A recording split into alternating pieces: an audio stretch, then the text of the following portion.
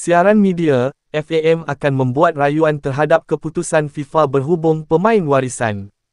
Persatuan Bola Sepak Malaysia, FAM, mengesahkan bahawa pihak kami telah menerima keputusan rasmi daripada Persekutuan Bola Sepak Antarabangsa, FIFA, berkaitan kes pemain warisan.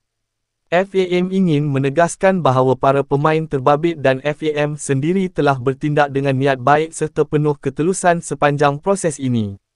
FAM telah menguruskan segala dokumentasi serta prosedur berkaitan secara telus mengikut garis panduan yang ditetapkan. Malah, FIFA sebelum ini telah meneliti kelayakan pemain berkenaan dan memberikan pengesahan rasmi bahawa mereka layak untuk beraksi mewakili Malaysia.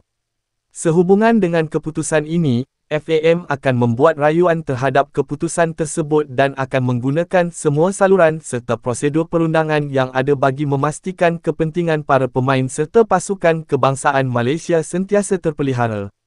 FAM kekal komited untuk bertindak dengan tegas, mematuhi peraturan antarabangsa, serta mempertahankan integriti bola sepak negara.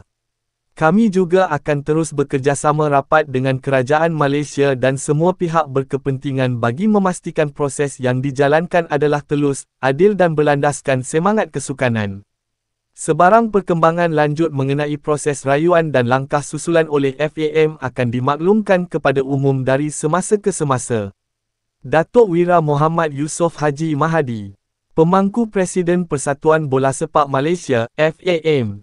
Siaran media ini dikeluarkan pada Sabtu, 27 September 2025.